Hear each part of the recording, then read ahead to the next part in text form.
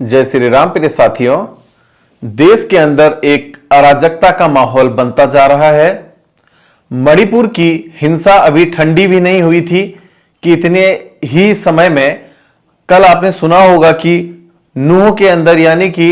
हरियाणा में जो नूह जगह है वहां पिछले 2-4 दिनों से किस प्रकार से धार्मिक उन्माद का माहौल फैल रहा है। वहां पर लाखों की संख्या में जो धार्मिक लोग थे उनके साथ किस प्रकार का बर्ताव किया गया है और साथ ही में हिंसा वहां पर उत्पन्न हो गई है। इसके अलावा देश के बहुत से राज्यों के अंदर इस प्रकार की घटनाएं धीरे धीरे जन्म ले रही है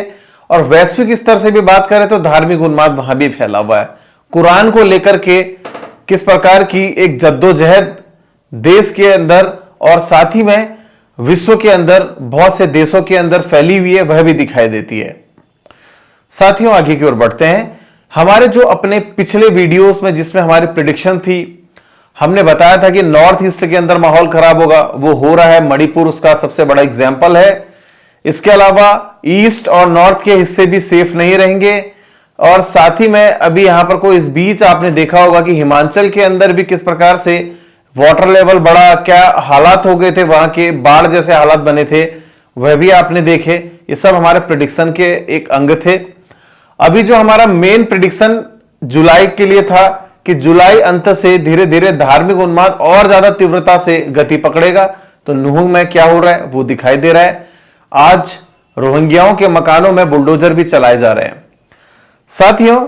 पुरानी हमारे प्रिडिक्शन के कुछ पार्ट थे जिसमें इंटरनेट बंदी और बिजली बंदी को लेकर के भी हमारे द्वारा बातें बता गई थी। तो आपको पता ही है कि कई राज्यों के अंदर जहां पर कोई भी स्थितियां खराब है वहां इंटरनेट को बंद कर दिया गया है। कहीं 5 अगस्त तक किया है और पहले भी बहुत से इलाकों में मणिपुर में बहुत लंबे लंबे टाइम तक बंद करना पड़ा था। साथियों,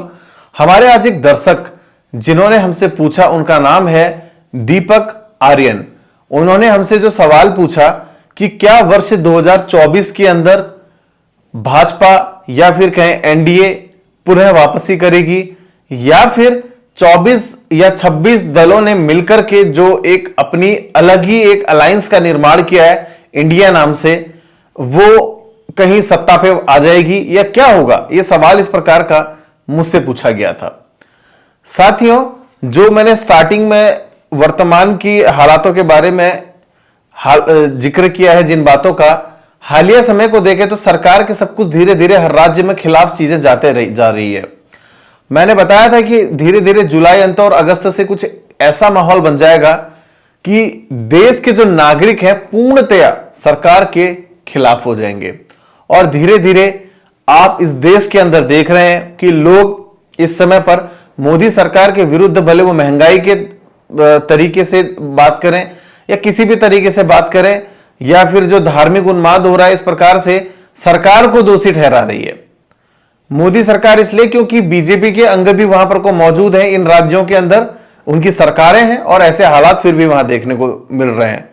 जो कि चिंता का विषय है। अब साथियों, हम बात करेंगे कुंडली एनालिसिस के हिसाब से, क्योंकि जनरल टॉक करना हमारा काम नहीं है। हम यहां पर को ओनली एस्ट्रोलॉजिकल पॉइंट के हिसाब से बात करेंगे। तो सवाल जो आज हमारे पास था 4 अगस्त 2023 प्रातः 11:39 में बना हुआ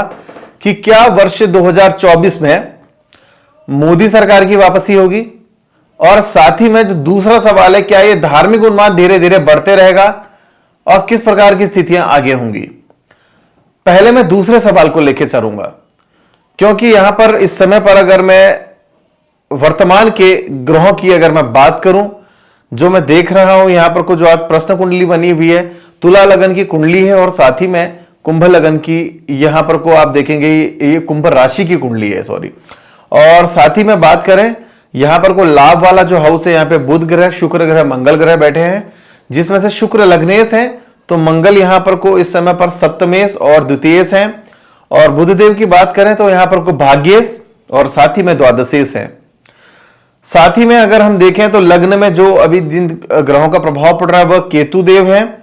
और साथ ही में यहां पर अगर मैं बात करूं बृहस्पति एवं राहु देव है, इनका सीधा सीधा लग्न में प्रभाव पड़ रहा है। तो जो पहला सवाल था कि क्या धार्मिक उन्माद फैलने की स्थिति और ज्यादा यहां प्रबल हो सकती है, तो पूर्णतया आंसर आता है हां में, कि जो अभी धार्मिक उन्माद आप देख रहे हैं वह काफी कम है। अभी इसकी गति बहुत तीव्रता से आगे की ओर बढ़ेगी। बहुत सारे ऑर्गेनाइजेशंस, बहुत सारे यहां अलायंसेस आप देखेंगे, एनजीओज भी यहां पर कोई इस प्रकार से शामिल हो जाएंगे कि सरकार की छवि को धूमिल करते हुए देखते हुए नजर आएंगे। मैं साथ ही में आपको यह भी बताना चाहता हूं कि शनि की राहु के ऊपर दृष्टि का पड़ना और साथ ही में लग्नेश को शनि द्वारा भी देखना अराजकता का माहौल तो पूर्ण रूप से बनाएगा ही बनाएगा। और साथ ही में अगर अब बात करें हम 2024 को लेकर कि क्या वर्ष 2024 में किस प्रकार की स्थितियों का यहां पर निर्माण होगा, तो मुझे जो समझ में आता है, सबसे पहले मैं यहां पर को अगर एनडीए के घटक दल में अगर बात करूं, मैं बीजेपी को ही देख के चलता हूं एनडीए की उसमें, क्योंकि बीजेपी यहां पर को प्रमुख रूप से अग्रणी रहती है, उनकी सीटों के हिसाब से ही सारी चीजों का निर्माण यहां पर को बन जाएगा। तो बीजेपी के जो नंबर्स बनते हैं यहां पर को 6 अप्रैल 1980 यानी कि मूलांक 6 और भाग्यांक 1, शुक्र और सूर्य का कॉम्बिनेशन और वर्ष विशेष गया यहां पर को शनि पर। भाग्य का अंक विरोधी शनि है और साथ ही में यहां पर को लग्न का भी स्वामी नहीं है, लग्न का स्वामी का मित्र भी नहीं बन रहा है। तो शुक्र और शनि का कॉम्बिनेशन और सूर्य शनि का कॉम्बिनेशन जो कि भारतीय जनता पार्टी के प्रमुख रूप से देखने में हमें यहां महसूस हो रहा है इन तत्वों को कि शुक्र यानी कि नेम फेम है, शनि उसको स्टॉप कर रहा है, भाग्य को भी यह स्टॉप कर रहा है। तो पहली बात, एनडीए या फिर भारतीय जनता पार्टी को अभी आसपास के बहुत लंबे समय तक का किसी भी प्रकार से कोई राहत मिलती हुई नहीं दिखाई दे रही है और दिन भर दिन उनका इस समय यहां अगस्त से लेकर के अब ग्राफ पार्टी का गिरते जाना है। और साथ ही में अगर मैं यहां अलायंस घटक दल की बात करूं इंडिया की, तो 18 जुलाई 2023 को इस दल का निर्माण हुआ है। मूलांक 9 भाग्यांक 5 यानी कि मंगल और बुध का कॉम्बिनेशन और वर्ष विशेष चल रहा है बुध ग्रह पर। संगठन के लिए बुध ग्रह बहुत बढ़िया, परंतु यहां पर सूर्य कमजोर के दिन इस अलायंस का एक घटक दल का यहां पर को आपस में गठबंधन हुआ है। सूर्य और शनि का कॉम्बिनेशन कभी भी पूर्णतया इस प्रकार से देखना पड़ता है कि सूर्य की स्थिति भी मजबूत हो और शनि की भी स्थिति मजबूत हो, परंतु यहां पर को जिस प्रकार से अलायंस का निर्माण हुआ है 18 तारीख, तो सूर्य का बन गया कमजोर। कमजोर सूर्य के कारण से यहां पर को अगले वर्ष शुक्र का वर्ष विशेष वर्ष चलेगा अलायंस दल के लिए यानी कि इंडिया दल के लिए, जो कि सूर्य का बिल्कुल आप देखें तो मैत्री ग्रह में बिल्कुल काउंट नहीं किया जाता, शुक्र को यहां पर को शत्रु ग्रह में काउंट किया जाता है। तो कुल मिलाकर के सारे निचोड़ को हम रसपान को आपस में मिक्स कर लें और आपके सामने अब जनरल टॉक के हिसाब से हम बातों को रखें, तो फाइनल आउटपुट ये निकल के आता है कि जब तक देवगुरु बृहस्पति वक्री रहेंगे यानी कि दिसंबर अंत तक का, तब तक यहां पर अभी देश के अंदर अचानक से भारतीय जनता पार्टी का ग्राफ सडन वे में, रैपिड वे में डाउन जाएगा।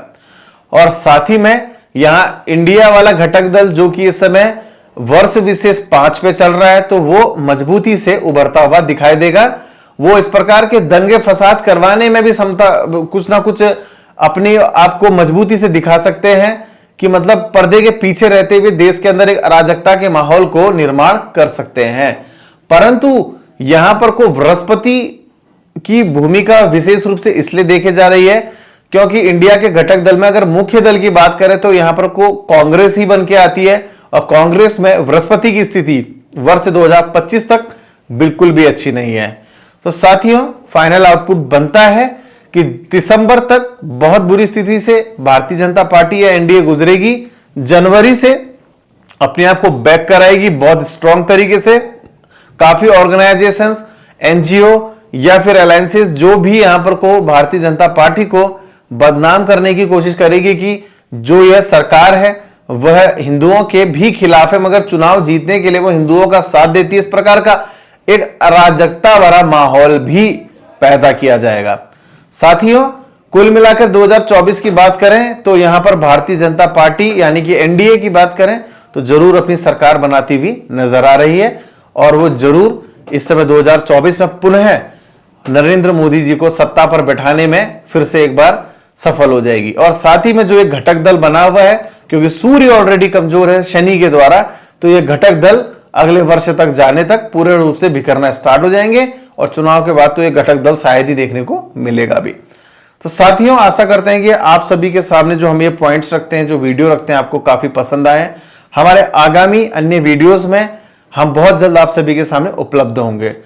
चैनल को सब्सक्राइब करना ना भूलें और वीडियो को शेयर करना ना भूलें अगर आपको वीडियो हमारी अच्छी लगती है तो। प्रिय साथियों, आज के लिए बस इतना ही। धन्यवाद एवं जय श्री राम।